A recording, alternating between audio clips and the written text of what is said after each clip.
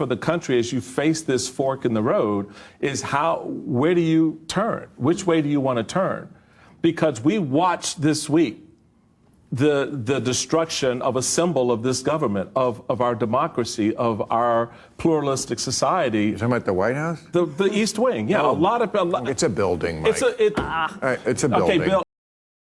Dale Jackson here for Yellowhammer Now, and I'm not saying Donald Trump is the best tactician that has ever existed, but this guy somehow figures out a way to take on issues that most people would not think anything about, but when he does them, for some reason, those on the left and in the media absolutely freak out about it. Look at this lunatic.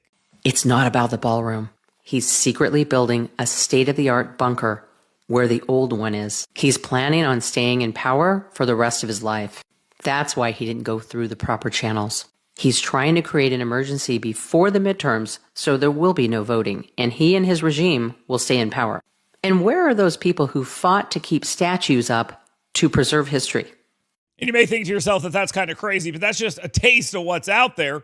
Bill Maher, on his HBO show, had Michael Steele on, former chairman of the Republican Party, oddly enough, and he thinks the same thing.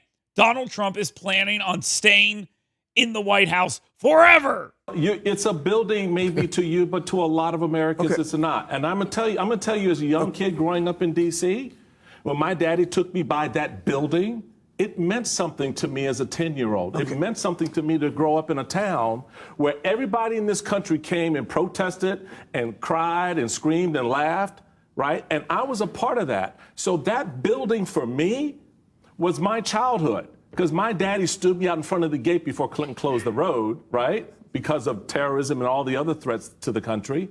I used to stand in front of that building and watch it. It meant something. So, yeah, you can say it's just a building. And so what? Donald Trump tore it down, but he tore it down without accountability. He's not to the accountability.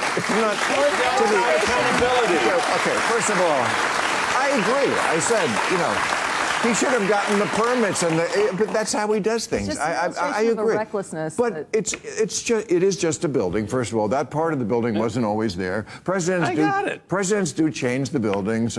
Nixon put in a bowling alley. Obama made the tennis court a basketball court. I can't get this mad about everything, Mike. I'm not mad. It's not a question of being mad. It's a question of understanding what the symbolism is and what the symbolism is. He's not leaving. That's what bothers me about it. Exactly. Is that who puts in a giant ballroom if you're leaving? CNN is also asking, quote, swing state Republicans, end quote, if they're okay with the renovations being done at the White House, as if this is an issue that's going to swing some election somewhere that Donald Trump destroyed the East Wing of the White House. It's a little overblown, don't you think? Obviously it is, but they will not stop. They have to do this no matter how ridiculous they look. And remember, when this is all said and done, they will move on to some other trivial issue where they will act with the same amount of passion and insanity.